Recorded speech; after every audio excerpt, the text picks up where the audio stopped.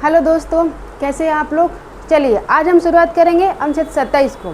पर सबसे पहले मैं एक बात बोलना चाहती हूँ कि सॉरी, क्योंकि मैंने 7 डेज़ का 1 वीक का गैप कर दिया, क्योंकि कुछ समस्याएं आ गई थी, जिसके कारण मैं आगे से कोशिश करूँगी कि ज़्यादा से ज़्यादा 1-2 दिन, तब बहुत ज़्यादा इमरजेंसी हो तभी गैप हो। तो चलिए सबसे पहले हम एक कोट से शुरुआत करते हैं इस समस्या पर ही, कि समस्याएँ इतने ताकतवर नहीं हो सकती जितना हम इन्हें मान लेते हैं। समस्याएं इतने ताकतवर नहीं हो सकती जितना हम इन्हें मान लेते हैं, क्योंकि क्या कभी सुना है कि अंधेरे ने सुबह ही ना होने दी।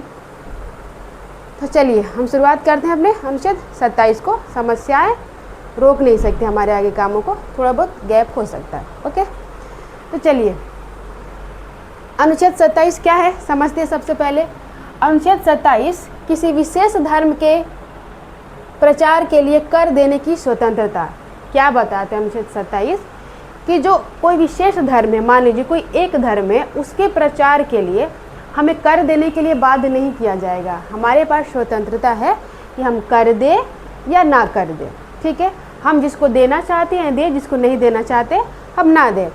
तो अनुच्छेद 27 में मेनली ये है कि किसी भी व्यक्ति को बाध्य नहीं किया जाएगा किसी एक धर्म या किसी विशेष धर्म को आगे बढ़ाने के लिए उसे कर देने से। ठीक है, समझ में आया। यह है अनुच्छेद 27। क्या उद्देश्य है, क्यों बनाया गया। देखिए सबसे पहले हम समझते हैं कि आखिर क्या जरूरत पड़ गई हमारे संविधान निर्माता को, उन्होंने अनुच्छेद 27 को जोड़ा। कुछ तो बात रही होगी या पहले लिया जा रहा होगा, कमेंट करके बताइएगा। नहीं तो मैं बता रही हूँ जजिया कर के बारे में। आपने सुना है जजिया कर के बारे में, कब लिया जा रहा था जजिया कर, जो कि धर्म को बढ़ावा देने के लिए था, किन से लिया जा रहा था, आप कमेंट करके ज़रूर बताइएगा। यानी कि जजिया कर लिया जा रहा था पहले, ये मध्यकाल की बात है।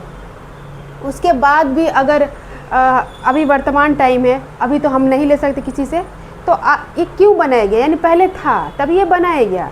और दूसरा उद्देश्य क्या है कि हमारा देश क्या है, एक धर्मनिरपेक्ष देश है। ठीक है, हमारा देश कैसा है, धर्मनिरपेक्ष है। हमारे यहाँ सभी धर्मों को बढ़ावा दिया जाता है। हमारे सभी धर्म में जो पॉजिटिव चीज़ें, अच्छी चीज़ें हैं, उनको बढ़ावा दिया जाता है। और जो सही नहीं है समाज के लिए, किसी के अधिकार को हनन करता है, उसको सरकार कम भी कर सकती है, ख़त्म भी कर सकती है। ठीक है, तो ये सारे रीजन हैं। चलिए आगे समझते हैं उद्देश्य क्या है।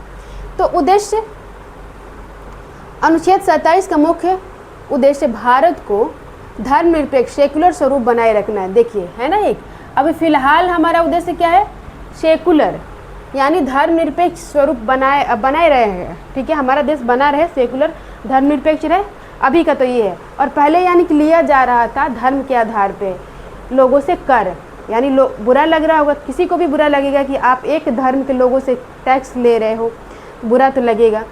तो पहले के ध्यान में रखें और वर्तमान में ध्यान रखें, ये इसलिए बताया मैंने ताकि हमें लंबे टाइम तक याद रहे। ठीक है, और उद्देश्य क्या है, भारत को धर्मनिरपेक्ष सेकुलर स्वरूप को बनाए रखना, ये पहला पॉइंट है।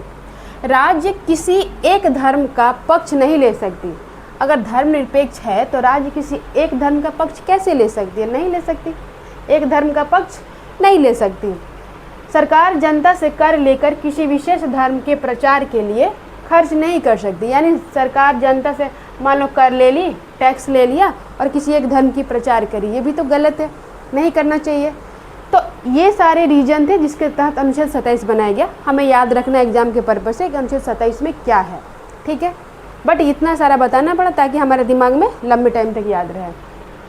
टैक्स और फी, शुल्क में क्या अंतर है, टैक्स में और फी में क्या अंतर है, थोड़ा सा समझ लेते हैं। देखिए, सरकार द्वारा सामान्य राजस्व के लिए लिया जाता है। टैक्स किस लिए लिया जाता है, सामान्य राजस्व के लिए। सरकार को चलाने के लिए टैक्स तो चाहिए, पैसे तो चाहिए, तो वो सामान्य राजस्व के लिए जो लिया जाता है वो टैक्स है।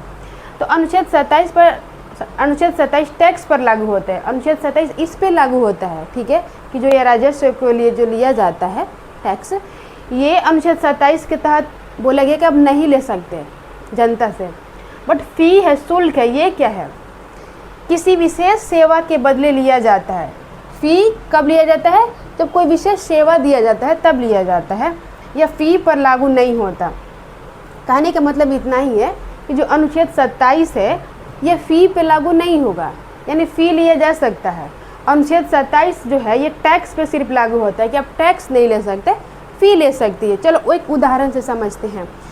यदि सरकार किसी मंदिर, मस्जिद, गुरुद्वारे या चर्च, क्या बोल रहा है कि सरकार अगर ले रही है फी, समझिए, अगर वो किसी मंदिर की, मस्जिद की और गुरुद्वारे या चर्च के प्रबंधन, देखिए यहाँ पे प्रबंधन के लिए, सफाई के लिए, सुरक्षा के लिए, प्रशासन के लिए, ठीक है, किसके किसके लिए?